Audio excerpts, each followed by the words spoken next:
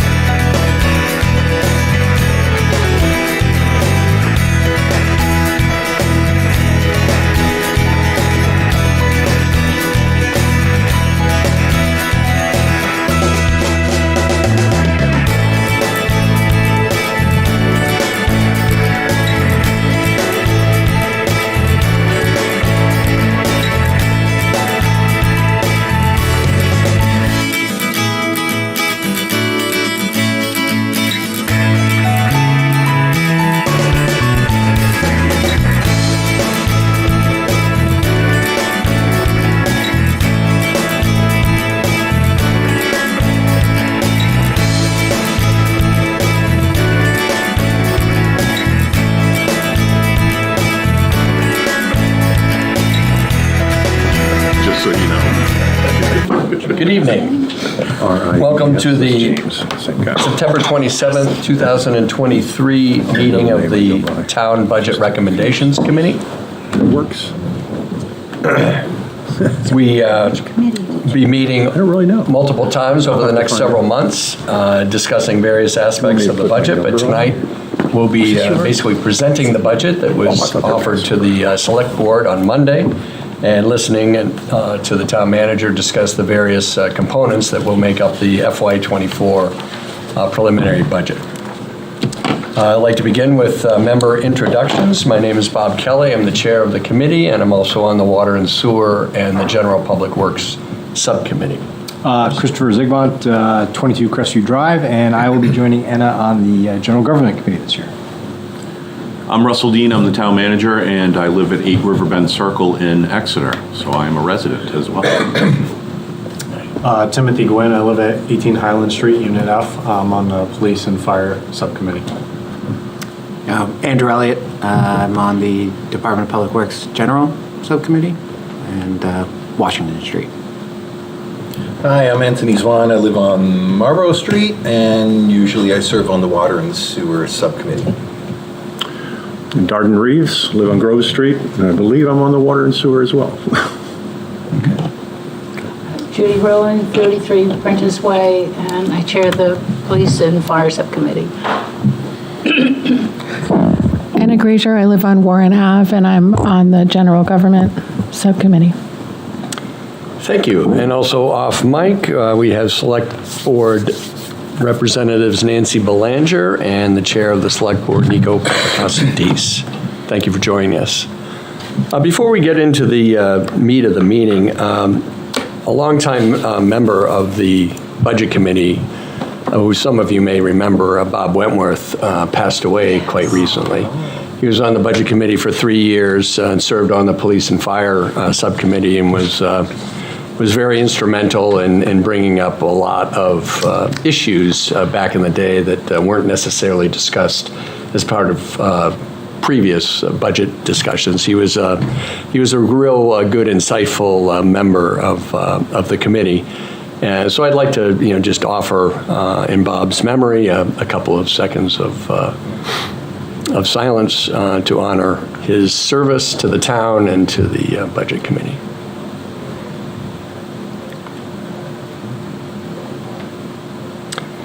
Thank you. First agenda item is to have Russ Dean, the town manager, report on the preliminary budget that was presented to the Select Board on Monday. This year we're going high-tech with a nice little PowerPoint presentation, which makes it a little easier to see some of the numbers and gives Russ a little bit more freedom to discuss some of the individual items.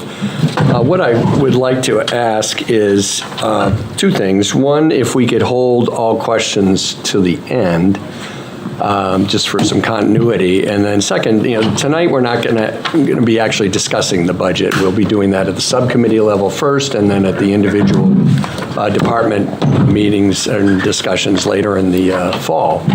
But if you do have a question of clarification, like what something means or what an item is, if you're not familiar with it, feel free to ask away. But we're not going to be asking or discussing specific components of the budget tonight, if you will. So with that, Russ, why don't you lead us through it? Sure, will do. And if the two want to relocate a little bit so you can see the slides. Yeah, we're next in about 10 minutes, but you say chairs up there. Yeah, there's plenty of seats available in the front.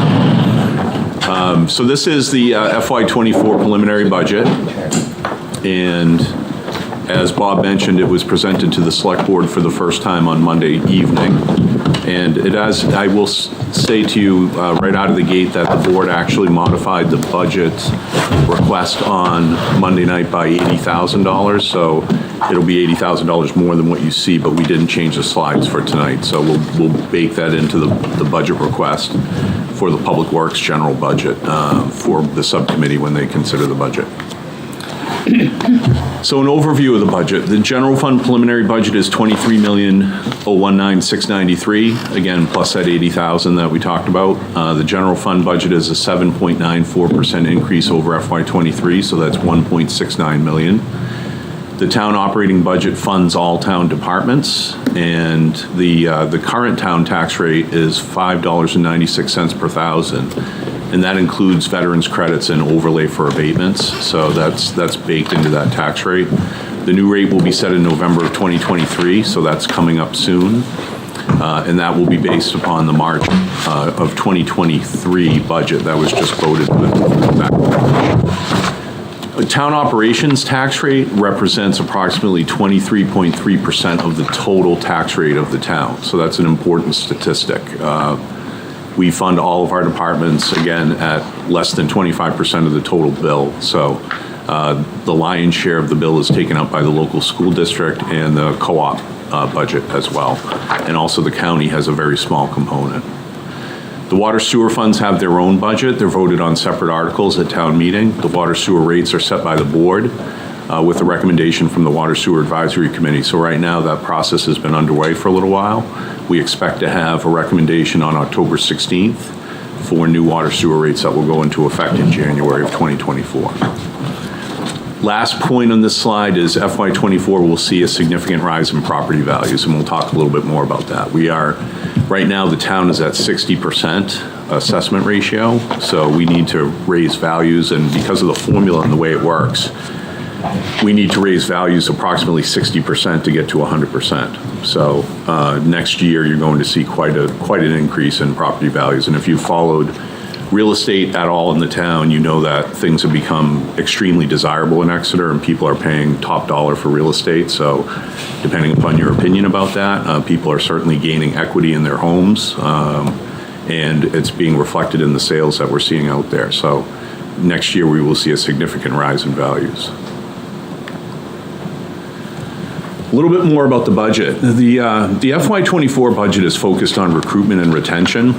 The town, we do continue to have hiring challenges. We're in a very competitive labor market, and the town has been experiencing a greater amount of vacant positions than normal. So right now we have about 11 vacancies in our town service.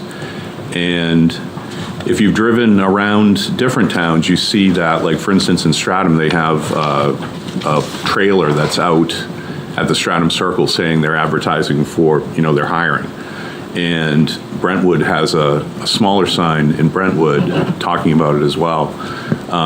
So this isn't an issue that's exclusive to Exeter. Basically, we're seeing vacancies in our town service at rates that we haven't seen before. So even though the budget is up, we're still experiencing a lot of vacancies and having hiring challenges with this labor market. The select board approved a reclassification plan in August of 2023, and that resulted in an updated wage scale. That was the first reclassification the town has had since 2014. So we adopted a new wage scale, and we have that in place, and that's part of this budget that you're vetting for this year. The select board also approved retention bonuses for police and fire personnel, and those are planned again in FY24. And right now the plan is to pay for those from ARPA funds, but we're also contemplating using budget funds for that if they become available. The wage pressure, it was talked about Monday night, is upward. The wages in the budget represent 45.18% of the total budget number. Benefits represent 11.43% of the total budget number, and retirement costs represent 9.27% of the total budget number. So we're a people business. You can see it's baked into the numbers, and that's a good chunk of our overall budget, about 66%. Pardon me, Russ, quickly. Yeah. That 45.18% of wages of the total budget, how does that look year over year? Is it generally up, or is it just tracking with the growth of the budget? It is tracking generally with the growth of the budget. It is up some. I would say. So budget notes. Wages, overall 6.28% increase for wages. The FY23 reclassification implementation for non-union personnel, police and fire contractual wages, SCIU wage adjustments of 2 steps. That was another adjustment that was made, again, to try to remain competitive in the marketplace. Non-union wages are forecast to increase in July of 2024, so that's a 3% step with a 2% COLA adjustment in July of 2024. Police and fire are both settled contracts, so they have step increases of 2.5% and COLAs of 2% in July of 2024. I mentioned the retention bonuses there again, and we will do that again in FY24. So those are not added to their base wage. Those are outside the normal increases. The SEIU has a step increase of 2.5% and a COLA of 2% in July of 2024. So that's the wage picture. Benefits, health insurance increase is expected to be 10%. FY23 was a reduction of 1.5%, so that's impacting the budget as well. On the expense side, debt service and vehicle replacements, those categories are increased by $551,000, and that represents debt service increases on 4 projects that we'll talk about when we get to the debt service slide. The general fund has a new part-time position in the welfare human services budget. That position would be 30 hours per week. Right now, the welfare function is being performed by the senior executive assistant in my office. That work has become more complex, certainly over time, and it really doesn't fit in with the day-to-day office activities. So we're proposing breaking that out into a separate position and carrying that forward that way. The general fund carries approximately $10,000 for part-time emergency management director position. That's in the fire department, and it would be, not to pull punches, it would be our fire chief who's retiring in April of 2024. So he has indicated an interest in carrying on as emergency management director, so we're looking at that as a part-time position. And then finally, the police prosecutor position is moving from a full-time employee to a part-time employee. So what's happening there is that one of the detectives in the police department has been performing the function, and he has retired, and we've brought him back as a part-time employee as the prosecutor for the town. So that has been a change in their budget, and you'll see that change as we go along. Any questions so far? Judy? With the reevaluation, just to be clear for everybody, if your property value goes up, it doesn't mean your taxes go up commensurately. That's correct. Okay. Yes. The rate changes. The rate changes, yes. And we anticipate that with the kind of, and I should point out that this budget's been very much a joint effort between our executive team, which is Corey Stevens, our finance director, who's in Italy, would be here tonight. He's having a nice vacation, and Melissa Roy, our assistant town manager. We've worked very closely together on this budget. When this budget came to us in its initial form, it was a 12.4% increase. So we've actually already taken $820,000 off the top of this budget.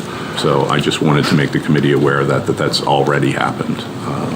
So as we go along. But Judy, you're right. The tax rate we're anticipating in the modeling that we've done, we'd anticipate the tax rate will drop next year, as we're even with this kind of budget increase. So the general government budget, this is select board, town manager, human resources, transportation, legal, information technology, media communications, trustees of trust funds, town moderator, town clerk, elections and registration. This budget's overall, it's up 11.79%, an increase of $155,790 over FY23. Just some of the notes on these budgets. The select board budget is increased by $1,500 in special expense. The town manager budget is an increase of $34,890 or 13.06%, and that is due in large part because the senior executive assistant used to have a welfare allocation to the welfare budget, and now that has been shifted over back to the town manager's office full-time at 100% in the budget, it's reflected in the percentage increase that you see.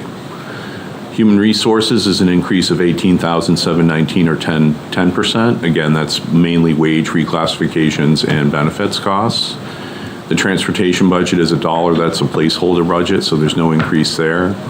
The legal budget was adjusted from $80,000 to $100,000 in FY23, so that is staying at $100,000 for FY24, so no increase in that budget. Information technology is an increase of 1.04% over FY23. So what's happening in information technology is that we will have a retirement. The coordinator is set to retire in the next couple of months, Andy Swanson, who's done wonderful work for the town. We'll miss him for sure. So he is retiring, and Steve Bailey is our current network administrator. So Steve's our number 2 in the department, part of our succession plan. And that budget is increased, slightly over FY23 as a result. So the next one is a new budget, media communications. So an initiative of the town has been in recent years to do more with its communications. And Bob Glowacki, who many of you may already know in this around the table, Bob has filled the media communications coordinator role for us. It's a new position that we established, and his title is no longer IT TV tech. It is media communications coordinator, and Bob is handling all the things that involve social media, EXTV, and so on and so forth. So we've put that under one roof. The position is reporting to the assistant town manager, so we've given it high visibility within the organization, and that initial budget you're seeing there is the initial budget for the year is $64,366. So that's a first year budget for that particular section. Moving on, trustees of trust funds are no. Excuse me. Yeah. Does that include benefits, or is that? It's a percentage, so Bob's salary and benefits are split 50-50 between media communications and EXTV. No, I meant his, what's budgeted for him, is that his total package, or is that a salary and the benefits are separate in addition to that? No, that's the total package. Okay, thank you. But like I said, it represents 50%. His allocation is 50% general fund, 50% cable TV access fund. So that represents a 50% allocation of wages and benefits and expenses. Okay, so the trustees of trust funds, that's an elected board of 3 members. That's a historical stipend that they've received, $891. It all goes to the chair. So that is that budget. So there's no increase in that budget. The town moderator budget is up $597 due to the fact we'll have more elections in FY24. The town clerk budget is an increase of $22,955 or 5.89% over FY23. And the FY24 increases there include $16,974 in wages and $3,248 in general expenses. The elections registration budget, again, that's up because we are having 4 elections in 2024 as opposed to 1 that we budgeted for in 2023. We typically budget for an additional special election if we have one, if we need one. And that increase you can see there is 59.48% over FY23. So that is general government. Now we move on to finance. So the finance department, that includes the finance department itself and the town treasurer position, the tax collection and assessing. That total budget for FY24 is $760,116. The increase is 7.04%. Some of the things we're seeing here in this budget are inflationary increases, so an increase in audit fees of $1,410. There's an increase in contracted services of $5,600. That's to comply with GASB Statement 74 and 75, dealing with post-employment benefits calculations. There's a dues increase of $525, and then an increase in our Munis, our finance and accounting software is Munis, and that agreement's increased by $2,154 for FY24. The treasurer budget has no changes. The treasurer is an elected position, but it was actually changed to an appointed position. Sue Penny is our town treasurer, and that will become an appointed position this March. So we'll be appointing her so we have continuity in the office, and that's a really good thing. Sue does a great job for us. Does all the cash reconciliations, works very closely with our senior accountant in the finance department. Tax collection, there's an increase of $2,499, 2.13% over FY23. There's an increase in wages in tax collection. That's due mainly to reclassifications, again, of the position of deputy tax collector. That was bumped up. Deputy tax collector does a lot of the day-to-day tax collection work. The town manager is the tax collector in Exeter. That was established back in, I think it was 1985, by a vote of the town when we had an elected full-time tax collector that retired. They thought it was a good idea to make the town manager the tax collector. But the town manager doesn't do the day-to-day tax collections in Exeter. That's done by the deputy. And she does a great job. So that increase in wages is offset by a benefits decrease, and there's a general expense increase of $1,924 in that budget. On the assessing front, there are two changes of note. One is the MRI contract. We have, in our assessing office, we have a combination of an in-house assessor, Janet Witten is her name, and we have contract assessors from MRI that supplement her and help with measuring and listing and valuing properties and so forth. And that contract is up $2,200 in FY24, so not a big increase there, 2.2%. There is an increase in the revaluation line item. It typically is a placeholder at $1, but the town had a settlement with Riverwoods on a tax case in this past year that requires us to do an independent appraisal. So Riverwoods will conduct an appraisal, the town will conduct an appraisal, we will agree on an independent appraiser to do the appraisal, and then what comes out of that process is what Riverwoods will be valued at. So that is our share of the cost of that independent appraiser. Interesting. So, Thank you very much. so that's finance. We're on to planning, building, economic development, and the land use boards. So that total budget for FY24 is $744,699. That's actually a decrease, 6539, or negative 0.87% under FY23. In the planning office, where we have full-time and part-time personnel, their wage increases of $13,399, benefits increase of $22,31, overall budget increase of 5.7%. Economic development is up 2.67%, as you can see there. No changes in personnel there. A single full-time economic development director is that budget. In inspections and code enforcement, what we've done is proposed reducing the part-time electrical inspector position because right now our code enforcement officer is doing that job and he's being paid a stipend to do it. And we have had that position go unfilled for over 3 years. We have not been able to fill it. So we may bring it back in a subsequent budget, but for this year, we're recommending that it be defunded at this point. So that decrease, you can see the dollar amounts there. There is some discussion at the board level about that. It's not, set in stone, but it is something that when we went through the budgets and we saw the numbers and we looked at things and we discussed it and talked it through at length, it was a recommendation that came out of that process with our executive group. So that's where that is at the moment.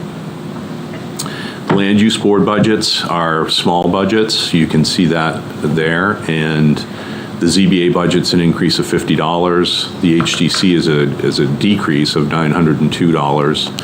And mainly these budgets go to pay for legal notices for meetings and recording secretaries to take minutes at the meetings.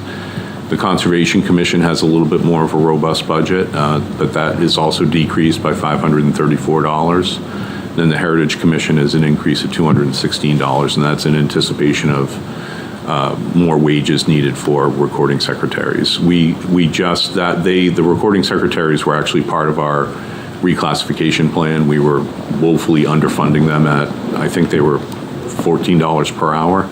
And so we bumped them up and now they're up around $18.50 or so. So we work to increase, they do good work for the town, so, and they're hard to find. Renewable energy expense is level funded at $1.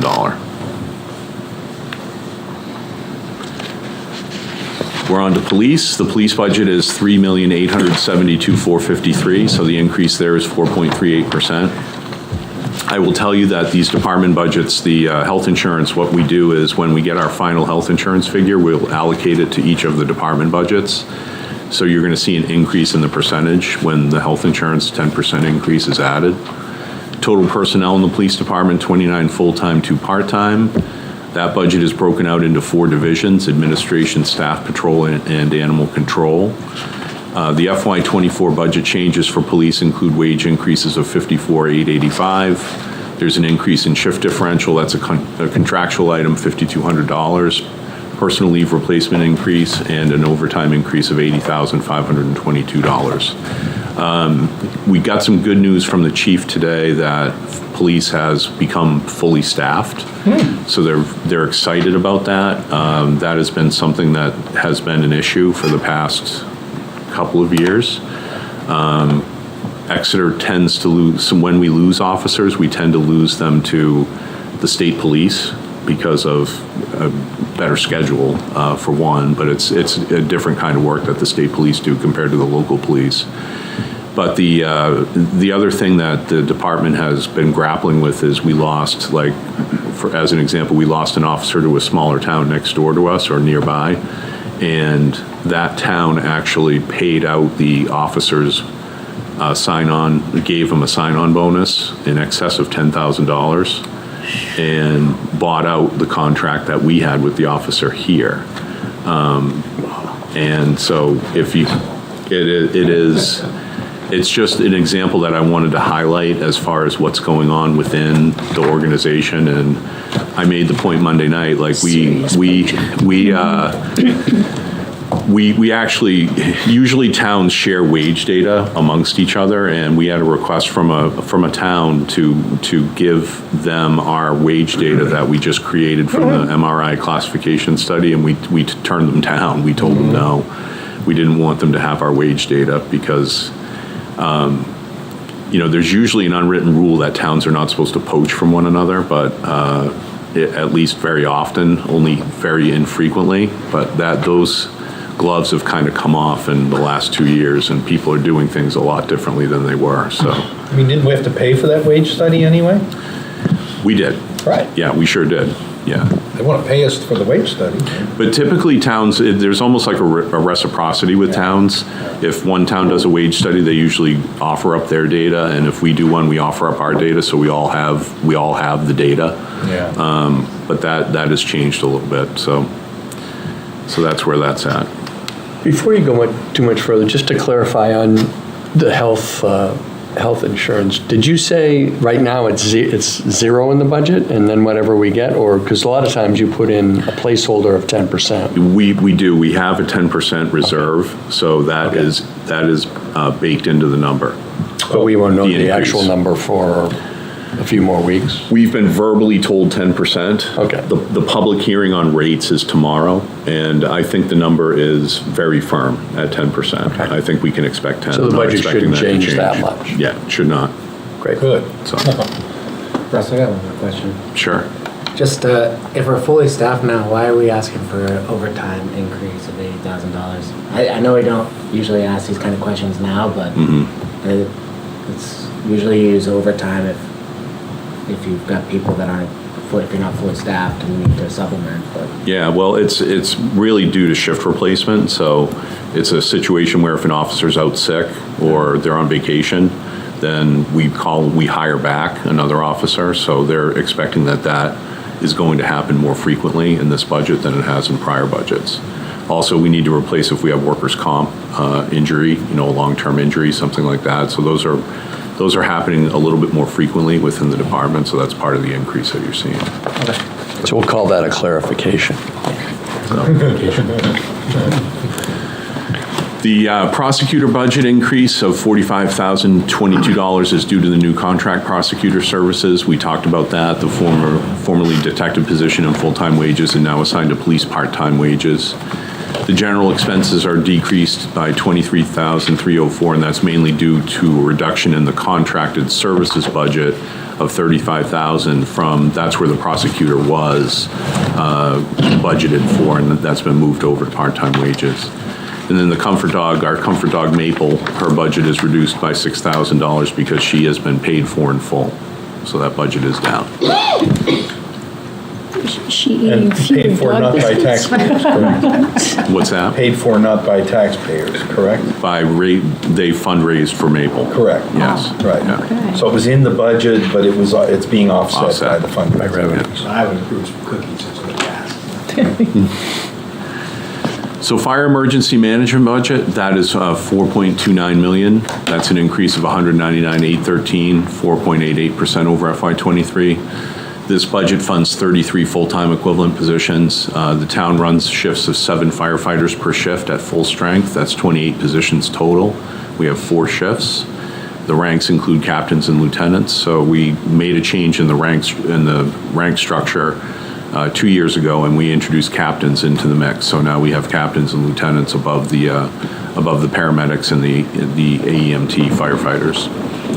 The budget's broken out into 3 divisions: administration, suppression, and emergency management. And there also the health officer reports out of the fire department. But that, from a budgetary perspective, that's part of our shared services budget that includes dispatch and health. FY24 budget changes include wage increases of $83,343 in part-time wages, an increase of $9,939 in part-time wages. We talked about that. That's the position proposal for the part-time emergency management director. So total wage increases are $99,045 or 4.1%. General expense increases, there are some in the budget. Command supplies are up $1,500, IT contract, fuel, protective equipment, and that's to replace the firefighters' gear, travel reimbursement, and then the hydrant maintenance fee, which I know the chair is interested in a conversation about that, and I know Judy has seen the technical report from Underwood Engineers. Basically, we have been charging the general fund $20,000 over years and years for fire suppression costs. And we had a consultant review that, Underwood Engineers review that, and recommended a cost curve approach to charging back the cost of the fire flows within the water system to the general fund. And they came up with a number of I think it was 1.6 million. I get the actual number, but it was 31% of the water budget. So obviously we're really far removed from that. But we are recommending $30,000 of an increase to get the overall budget up to $50,000 to begin to capture those costs in the general fund. So, and that does sit in the fire department's budget. So the overall expense budget increase there is $54,290, and as noted, $30,000 of the increase is the hydrant maintenance fee. So we'll be discussing that more at length during fire subcommittee discussions in November. Dispatch and health. So dispatch is an increase of $11,538 or 2.64% over FY23. And the health budget is up 2.06% over FY23. Budget changes in dispatch. Overall wages are actually decreased. There's been a decrease in overtime in dispatch, and a decrease in vacation replacement overtime, and a reduction in sick leave replacement overtime. That results in a net increase in full-time wages because there are wage increases for full-time employees. So the net increase in wages is just 1.5% there. Payroll benefit taxes increases $13,123 or 10.2% to account for benefit changes. So that can happen when we have a plan change. As an example, someone goes from a single plan to a 2-person plan for health insurance. That changes the dollar figure in a budget like that. Then the health budget is up 9.1% in full-time wages, again, result of a reclassification.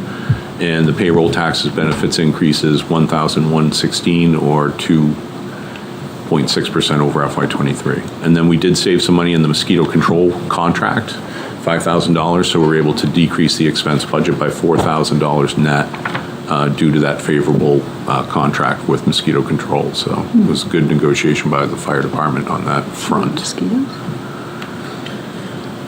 All right, catching my breath here. Public Works General Fund.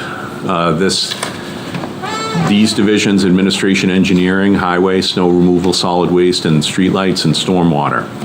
Total budget's $4.736 million. That's an increase of $159,591 or 3.49% over FY23. In the administration engineering budget, the increase is $110,287 or 24%. A lot of that is due to, again, wage reclassifications, and also, if you recall, we funded a position of GIS technician in the last budget, and that position is now being included at full year funding. So those are the budget increases in that section of the DPW general fund budget. Expenses are level funded at 23,503, so there are no changes in expenses. Did you find somebody for that GIS position? We have not. No, we have not. It's one of the vacancies. Yeah. The highway FY24 budget is 2.103384. That's a decrease, 37,281 or 1.74% under the FY23 budget. Full-time wages are up 4.3%. Payroll taxes are decreased by 60,000, and that, again, that's due to plan changes in the health insurance area. You see big shifts when that happens. If it and it can go either way, obviously. The FY24 expense budget is 217,701, and that's a decrease of $3,000 or 1.4% from FY23. The highway capital outlay budget is decreased $5,000 in culvert maintenance, and the paving budget, we are proposing that it be level funded for FY24 at $700,000. The snow removal budget is an increase of $1,680 or 0.54%, so that's basically a level fund budget from FY23. The solid waste budget is an increase of $84,905 or 6.05%, and the bulk of that is the increase in the solid waste contract for collections from Waste Management. So you can see that's the adjustment there, $73,500. Part-time wages are also increased. That was another position. Again, when we look at our wage grid, we've had to make several adjustments, and that's another one. The part-time wage at the solid waste transfer station was very low, so it needed to be brought up to market rate, and that increased the part-time wages by $3,085 there. There's a decrease in the brush grinding budget of $5,000 for one fewer need for service. We have multiple times that they do that per year. We have one less time coming up per year in the coming year. The landfill monitoring budget is increased by $11,671, and that's for engineering services, landfill monitoring that we have to do for the state. The streetlights budget is no increase over FY23. We converted to LED lights back in 2019, and we bought the system from Unitil, and we're in the process of paying that down. And once we pay it all off, and FY24 will be the last year of that, we should see decreases in that budget in FY25, so that should start to come down. And then the stormwater budget, which helps us meet our MS4 EPA requirements, is $92,360, and that's no increase over the FY23 budget, so that's level fund. Russ, real quick on the budget change on the contract services with solid waste removal. We're in the middle of a contract with that provider now. Is that a change in what we asked them to do? Is that a change in the services, or is it just a scheduled increase? A scheduled increase, okay. Escalator. Okay. Yeah, built into the contract. So, all right, Public Works Maintenance Garage. The total FY24 budget is $1.23 million. That's again, there's a decrease in this budget of $63,904 or 4.94%.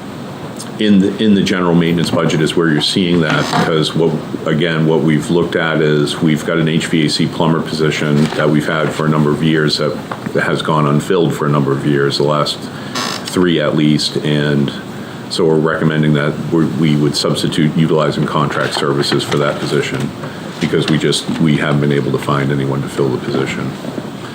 The town buildings budget is $303,611. That's an increase of just $4 over FY23. The FY24 budget, that includes electricity, natural gas, water, sewer bills for town buildings and building maintenance budgets for individual facilities.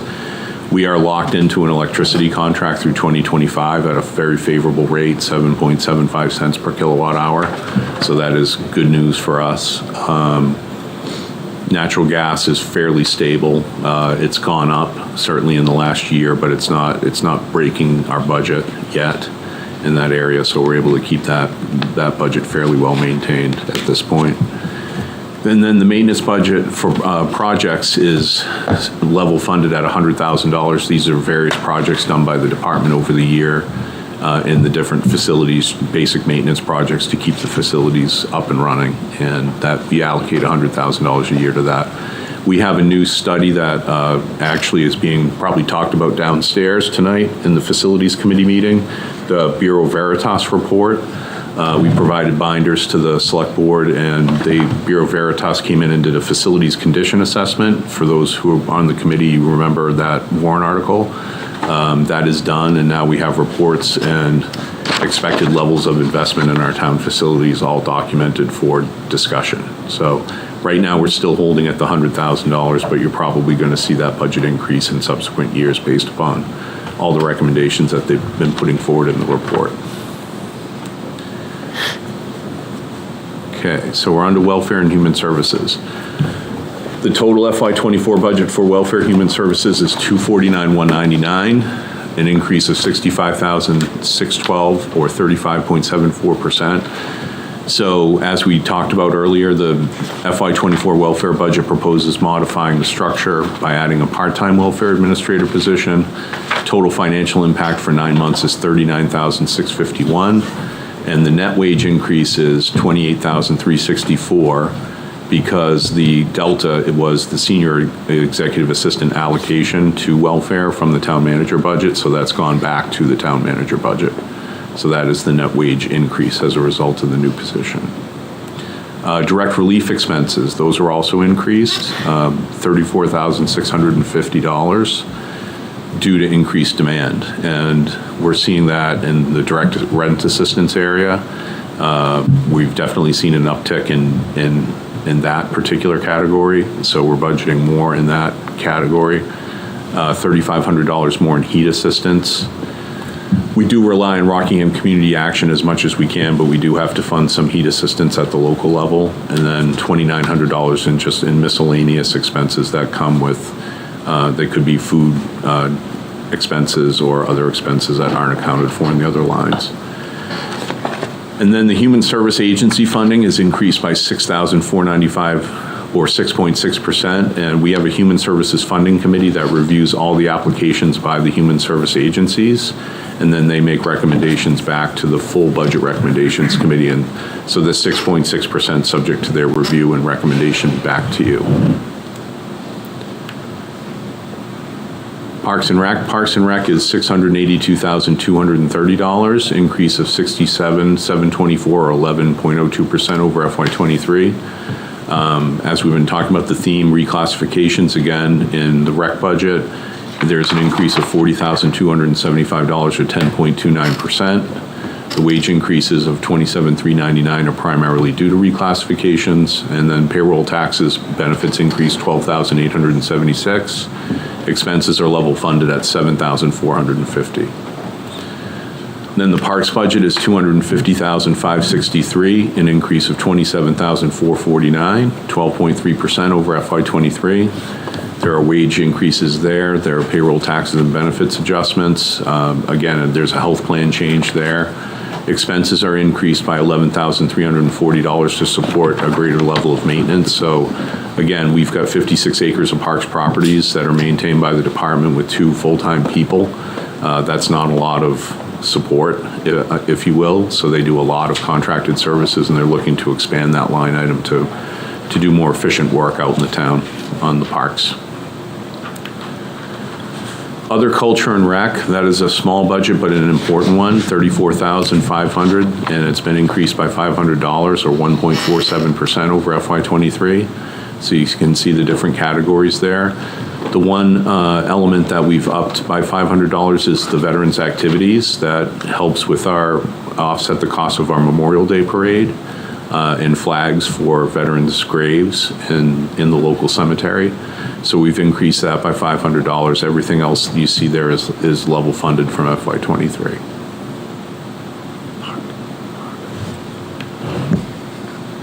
The library budget. So the library budget comes from the library trustees, and this budget is voted on by them and then sent over to us to become part of the town budget overall. And that budget is up 6.13% over FY23.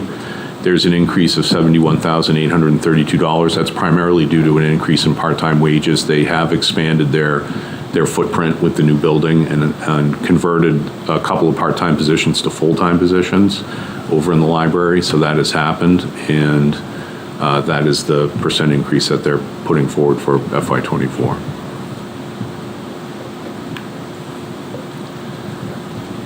Debt service and capital.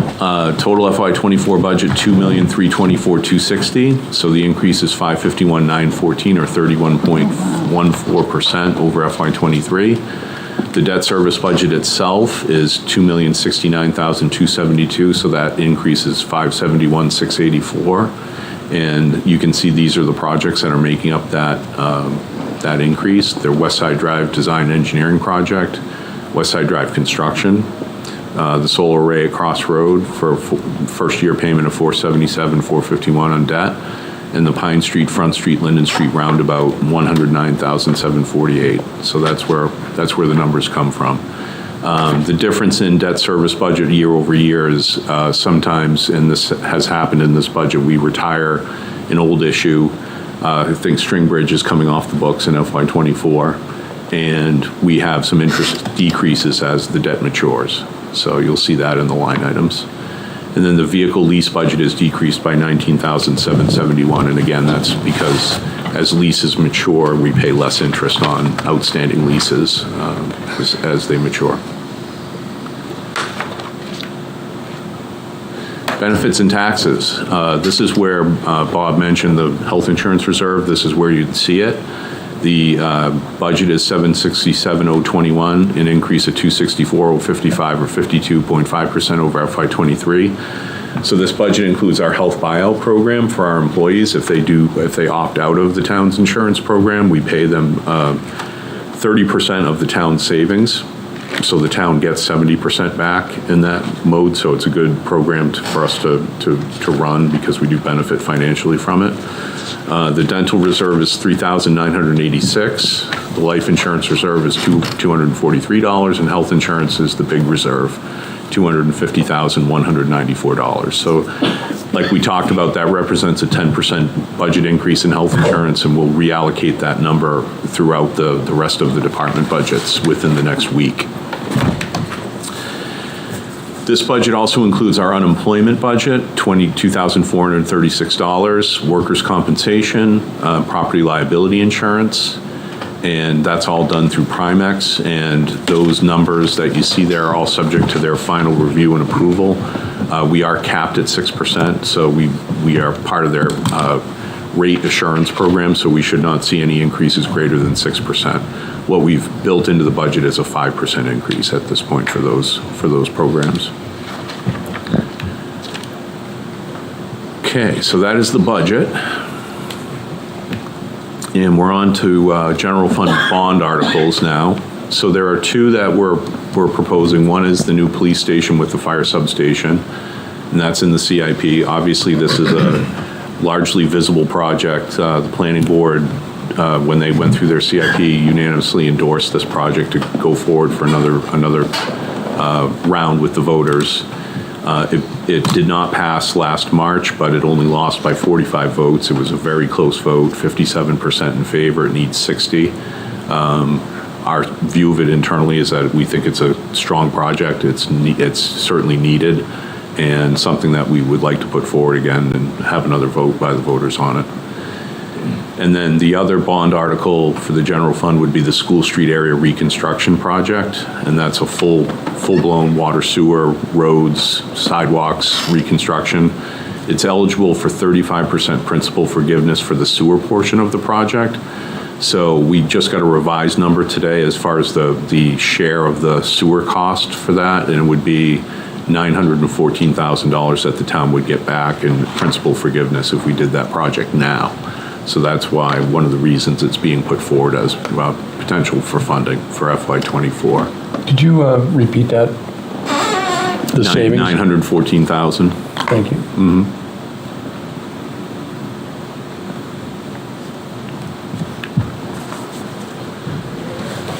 So there are 4 warrant articles contemplated from CIP. The first is the ADA Capital Reserve Fund. We have that fund established already. This would put $25,000 more into the fund.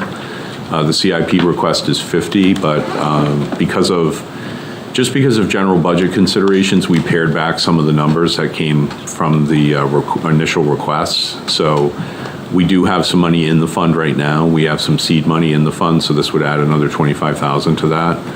The Great Bay Total Nitrogen Permit is something that we need to comply with. Again, that's our EPA permit for wastewater discharge, and so the nitrogen limits are part of that permit, and this budget is $75,000 for implementation of an advanced septic system program.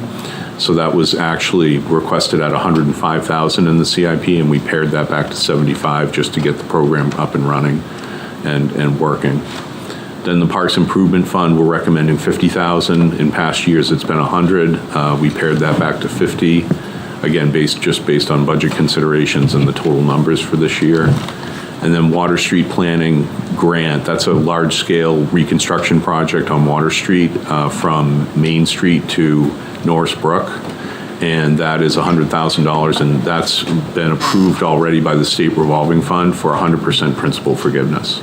So we're putting that forward, so there's no cost to the taxpayers for that particular project. But we have to do a warrant article to get the loan approved to be able to borrow it, and then we basically get paid back within 1 day.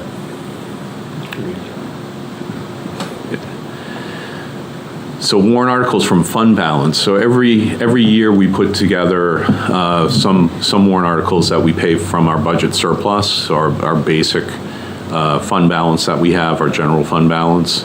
And this year we're looking at the Planet Playground redevelopment. So that is $297,500, and we would recommend this if the town receives a Land Water Conservation Fund grant for 50% of the total project cost. We've also been talking about some fundraising potential for Planet Playground, get the community involved in that project, and so that would be recommended if the grant comes to pass. If the grant does not come to pass and it gets bumped out a year, we would recommend that the sidewalk program money of $200,000 that's been placed into the CIP be recommended for funding from the town's fund balance. Russ, do we own the land at Planet Playground yet? We do not yet. It's in process, so that's being worked on as we speak. So we're hoping that will work out within the next, I'm not going to put an exact timeline on it, but soon. But before we would propose this to absolutely before this would, yeah. Ideally, yes. So the Snow and Ice Deficit Fund is a customary article every year. Again, if you've been on the committee, you're familiar with that. That is an appropriation that helps pay for any overages we have in our snow and ice budget. We set aside $50,000 from budget surplus to offset deficits that we may experience in our snow and ice budget. And then the Sick Leave Trust Fund customary article is $100,000 when people retire from town service. After 20 years, they're entitled to a certain amount of sick leave buyback, up to 50% of the days that they've earned. So that sick leave trust fund is replenished every year from fund balance, and it goes to pay for those obligations that we have when people retire. So the total general fund appropriations, the preliminary budget number you see there, the warrant articles that are non-fund balance general fund, $150,000. And that's the total FY24 preliminary, 23,169,693. The total FY23 general fund appropriations, including warrant articles, is that number, 21,622,983. So the total dollar appropriations over FY23 are $1.546 million, or 7.15%. And then we've done an estimated tax impact of 69 cents per 1,000 of assessed value. But I will tell you again, that's based on FY23's value. It's not based on FY24's. So it's really just an estimate based on today's situation. And I don't want to say it has no bearing in FY24, but it essentially doesn't have a bearing in FY24. So Bob, would you like me to move on to water and sewer? Any clarification questions on the general fund? No, we're good to go. Thanks, Okay. Russ. So the water fund budget is $5,020,552. It's an increase of 10.36% over FY23. You can see the different programs that break out into our water budget: administration, billing, distribution, treatment, debt service, and capital outlay. And you can see the increases in the different lines and the different programs. Treatment and debt service, in the treatment budget and in the water fund, we're proposing an increase of 1 full-time operator, so that's driving that number. Debt service is, again, project-based, so we've had many water sewer projects in recent years, and that adds to our debt service budget. And then the capital outlay budget is an increase of $114,000, or 24% over FY23. Part of that capital outlay increase you see there, the FY24 budget includes 50% funding of an air compressor and a replacement of Car 13, which is an old Crown Vic, the last of its kind. And we're replacing that we would replace that with a truck and a plow package. You could have a ceremony, Couldn't get the plow in the Crown Vic. you could have a little party for, So that Crown Vic was surplus 3 years ago, but Jeff Beck, he really likes to hang on to vehicles, so it's still with us today, being used over at the wastewater water facilities. All right, so sewer fund. Sewer fund is $7,567,340. That's a 4.3% increase. You can see the program breakdowns there. The billing budget is up, again, classification changes in that particular area. Treatment budget is an increase, a small increase, $15,729, but in that budget, in treatment, we are proposing a 6th wastewater operator. We had an internal audit done by DES. They came in and looked at our wastewater facility operation and made a determination based upon all the processes that we're doing at the new wastewater facility that we really need 6 operators, not 5. When it came online, they had recommended 5 operators, but again, now that we're into the actual mode of doing what we're doing, they came down and took a fresh look at it and recommended a 6th operator, so that's in the budget. Tom? I actually meant to ask you this in some of the previous departments, but it's relevant to this point. Staffing, they're recommending a 6th position, but how many do we have currently filled? So we have a senior operator position that's open right now, so we have one. So you're supposed to have 5, but you actually only have 4 right now? Correct. Right, and you'd like to be at 6. Right, like to be at 6. And similarly at water, how are we doing staffing-wise? We're doing okay staffing-wise at water. We're fully staffed there, although we have a pending retirement that is in the offing. And then backing up further, DPW, because you didn't mention any numbers, and I understand we're way down in DPW. 4 vacancies? Correct. Yeah, out of that 11, I'd have to get you that number. I don't have it off the top of my head, but we'll get it to you. I think the notes in here say 4. Maybe it's in there. 4 are open. So, Thank you. yeah. Did DES honor us with the respect of a report on the 6th person, or did they just come down and then say we needed 6? Is there some sort of analysis that went with that? I'm not aware of one, but I will check and see if they gave us anything in writing. It'd be nice to see the follow-up and what they're thinking. Yes, because like you said, just a few years ago, and this thing was vetted for years, they said 5, which was a lot more than what we had with the old plan. So that was already a step up, and now if they're going to 6, it'd be nice to see what their reasoning is. Yeah. Okay. Thanks. So the overall sewer budget, like I said, you see here, the debt service is down a little bit. We don't have any new issues coming into the debt service in FY24. We will have the siphons coming online in FY25. And the capital outlay budget is an increase of $18,575. Again, that's carrying a couple of projects within the sewer department, and also 50% of that air compressor and 50% of the Crown Vic replacement. So bond issues we're contemplating for the water sewer funds. The first one is the surface water treatment plant design for $2.5 million. If you know, our water treatment plant, our surface water plant is very old. The last time it was overhauled, I believe, was 1993. We currently have a contract to replace clarifiers and filters, but it is like propping up an old car. It's really past its useful life and needs to be replaced. So this would start a process to do that. The $2.5 million is the estimated design cost to get us to a set of construction plans. So that's why that is there as the number. In the CIP, a number has been estimated for the plant itself. So that number is in the CIP, and it's north of $28 million. I think it's $28 million. The School Street reconstruction project we talked about earlier, $6,150,000. So there's a component of water and sewer on that particular project. There's the sewer capacity rehabilitation construction project. That is something that's underway in the design phase. I will tell you, I had a conversation with our interim director, Paul Blasich, today. He is recommending that that one be pushed off to 2025, just based upon the timing of the work and how much has been accomplished to date on that. Sorry, which one is that? The sewer capacity rehabilitation construction, so move that out a year. And then the Webster Avenue Pump Station additional funding, so that capital project was approved a few years back, and they've gone through the design and engineering phase on that project and realized that it's under budget where it needs to be. And so the request is for $884,000 in additional funds. The department informs me that that 884 will allow the project to be finished the way they anticipate it being done. So that would have to go back to the voters for supplemental funds.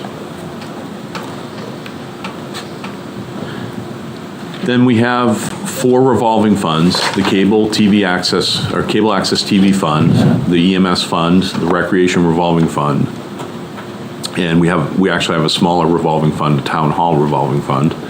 And these funds are made part of the budget, but they are non-appropriated. So what that means is that they don't go to town meeting. The budgets are actually approved by the select board as part of their regular business. And we just had a warrant article pass this past year where they allow a greater amount of the cable franchise fees to be shifted toward the cable TV fund.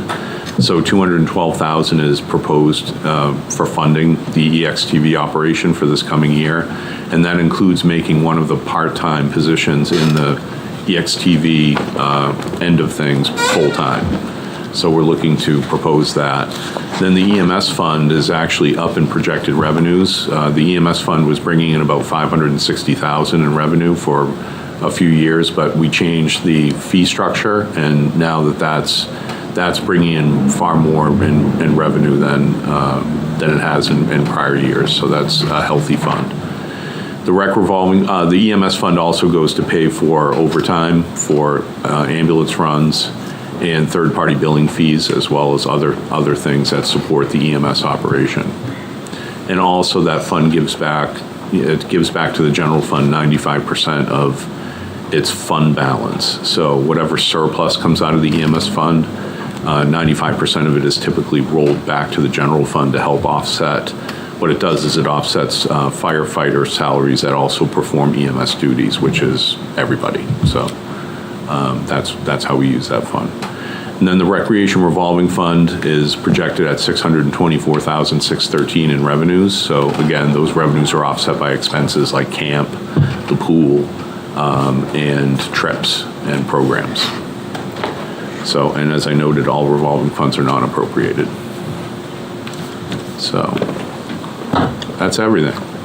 Excellent. That's the whole package. Well, thank you, and thank you to your staff for the preliminary work that you guys have done. Really appreciate that. Yeah, I do want to recognize again Corey Stevens and Melissa Roy, our executive group that really worked hard with the departments on these budgets. And as I said, I feel like they've been pared back. They have been pared back from their initial request of over $800,000. So that was a lot of work that we put into to get it down to that number that you're looking at tonight. Great.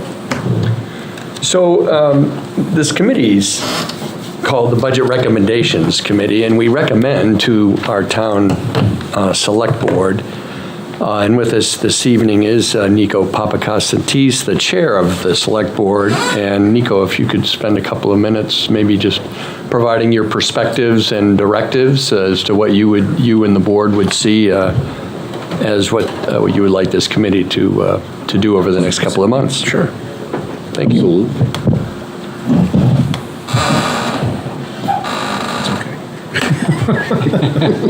Thank you, Mr. Chair.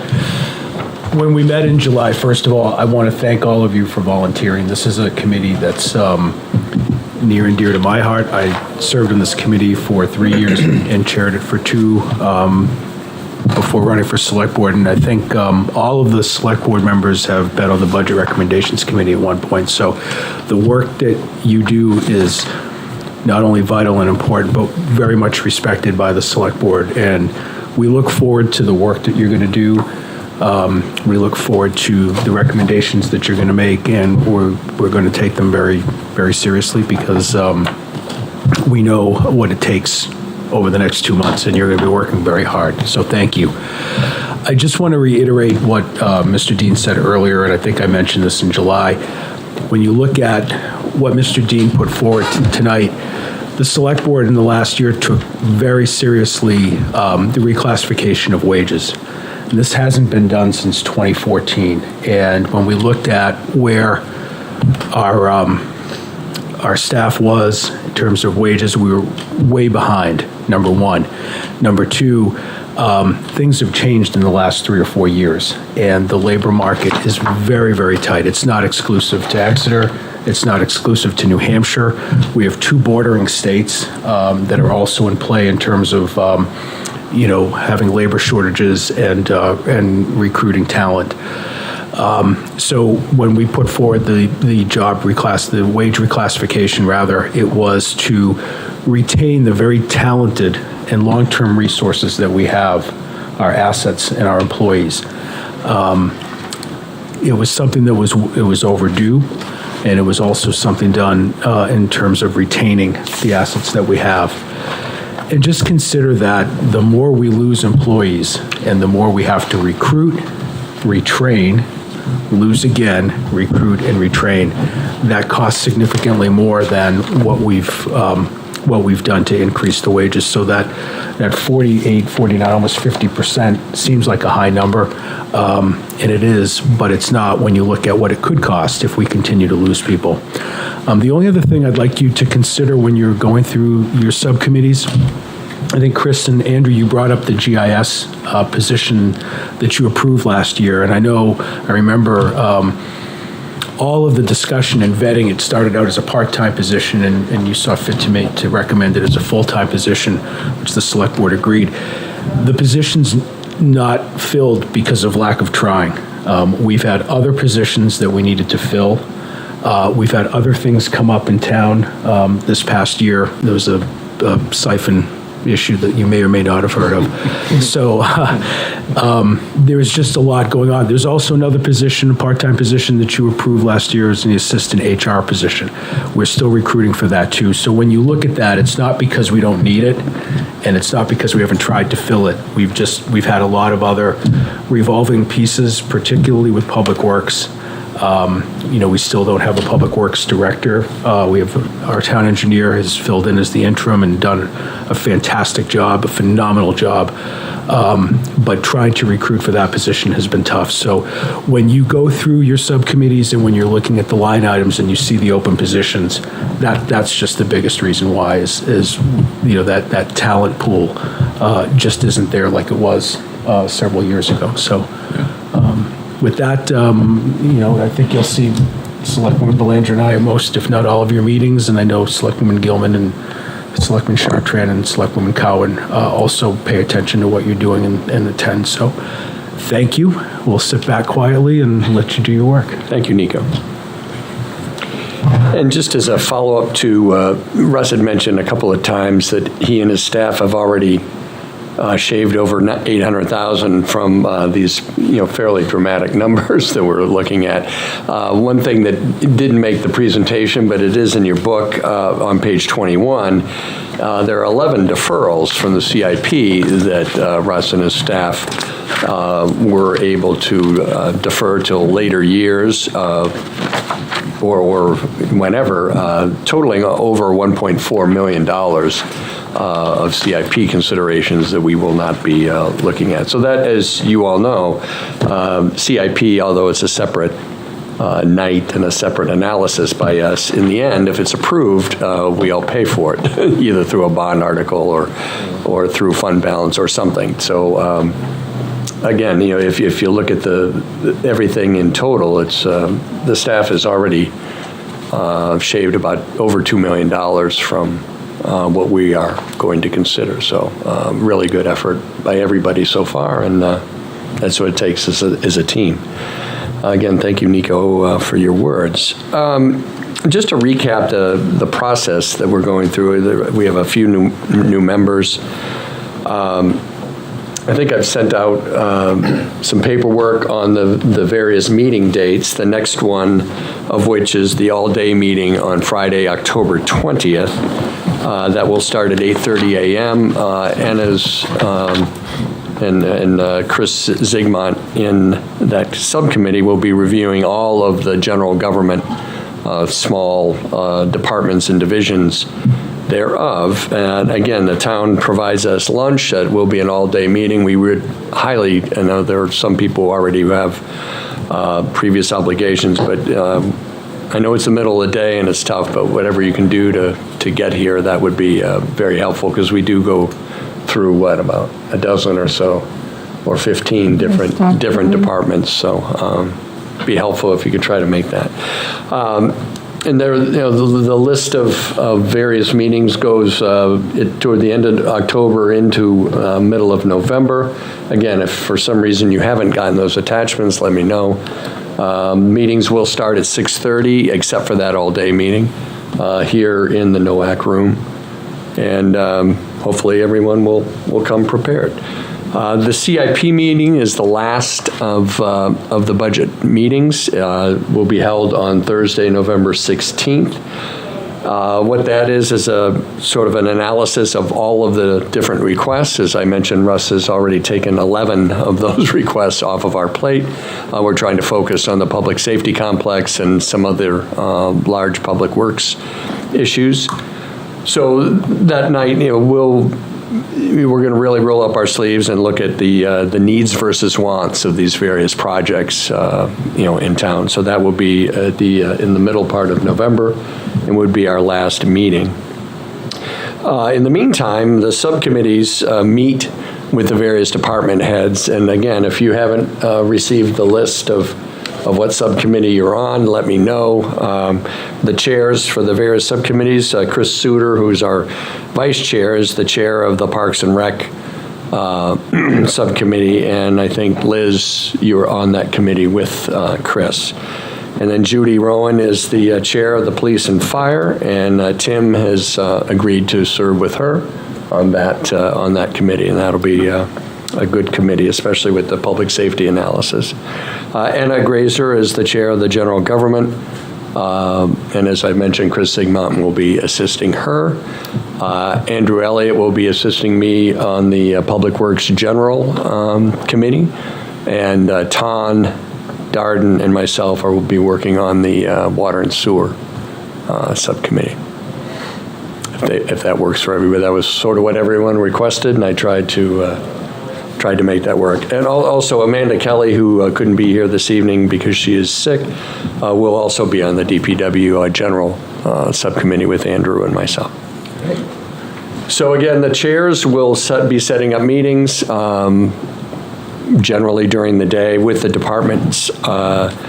So again, hopefully you can support the chairs and work your schedule around that, with those events. Any other issues, comments, questions? Chris? Yeah, I just had one question. It's something that I'm certain I'll be thinking about as we go through this process, and I'm sure residents and voters will be thinking about this as well. Given the valuation change that obviously has to happen as we roll forward, and we're going to, independently of that, march through this and look at all these, and Bob said, balancing needs and wants and coming up with what we think the impact will be to the town and the voters. My question really is on timing. What's gonna kind of drop when? How soon will we know what that rate would be? And does that knowledge become? Does that drop after the budget's approved? Do we have that visibility long before the budget's approved? It occurs after the budget is approved, because the budget will go to the voters in March, and then the revaluation will happen in the spring and summer of next year. Okay. And then that new value will be included on what's called our MS1 report of valuation, which is typically due September 1st to the New Hampshire DRA. Okay. And that new value will be established in September of 2024, and then the new tax rate will be based upon that new value. Okay, so okay, all right, interesting. All right, So Can I follow on So that? budget is approved first, and then the revaluation happens afterward. And so, relative to the timing that, the taxpayers get their bills, when would that be reflected then? So the FY24 budget would be reflected in the second half bill in 2024. Yeah. So you see the challenge. And will be based on those new valuations, because that Correct. second bill is later. That's correct. Yeah, got it. And so, like I said, and one of the things I want to make sure that the committee is aware of is, like, during this process, our executive group that I mentioned many times tonight, we're a resource for you along with the department managers. So if there are bigger picture budget questions, things that are, kind of coming to mind that you want follow-up done on, where, you typically, traditionally, you'd go through the chair for that, and then the chair would come to us. We'd do that analysis, and we'd bring that back to the committee. So if there are things that come up, we want to make sure that everybody understands we're here to be a resource for you during the process. Excellent. Talk to that. Another big picture question, if you don't mind, maybe this is a good meeting to do it at. I mean, last year, we depended a lot on ARPA funds for various projects, right? And we're going to get into it probably again in more detail later, but to what extent are we depending on ARPA funds in this FY24 budget? Not much. We are looking at probably the police fire bonuses for FY24 as being the only things that we've earmarked so far with ARPA funds. Yeah. So are they pretty much done at this point? We'll get you an updated list of the ARPA spend, but it's down. It's right. So we're obviously not depending on that. No. Yeah, we didn't think so. And no infrastructure funds as yet. For like general, outside of the 35% forgiveness for School Street, we haven't. Okay.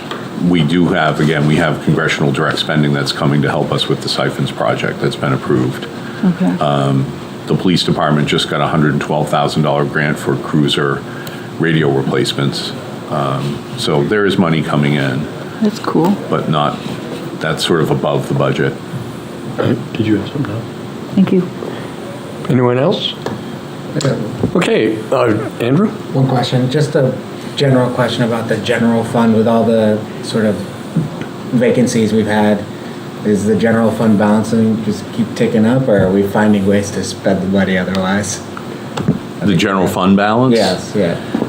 The general fund balance has actually decreased to some extent because we used $1 million to offset the tax rate last year. Okay. So as part of it, so it's decreasing.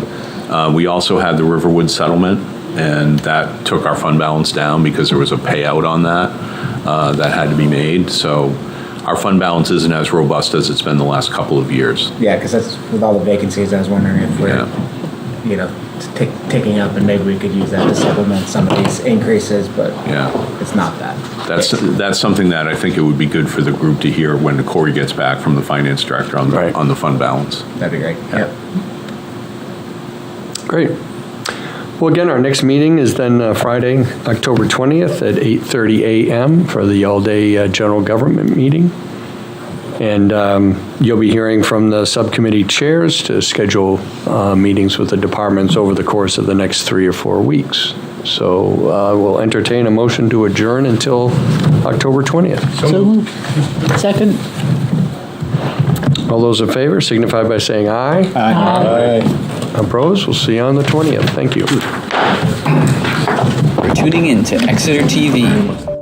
Exeter TV is the town's public and government access channels, available on Comcast Channels 6 and 22. Channel 6 is your channel. If you have an idea for a program, want to host your own talk show, or submit a film, we're here to get your content on television. On Channel 22, we bring you live and replay coverage of government meetings and other town updates. A third channel, Blue Hawk Media, is operated by SAU 16 and can be found on Channel 8, with all your school sports, events, and meetings. You can watch Exeter TV online at exeternh.tv, Apple TV, and on Roku. Find us on social media for extra content. Subscribe to our YouTube channel and hit the bell to get notified about live streams and new content. Tune in to our platforms every other Friday to watch the Exeter Biweekly Report with recaps of recent events, updates from town departments, and messages from nonprofits in your area. If you head to our website, exeternh.tv, we invite you to sign up to our newsletter to receive monthly updates about new content, upcoming meetings, and more. We'd like to thank you for taking the time to watch Exeter TV and hope that you tune in to our other content as well.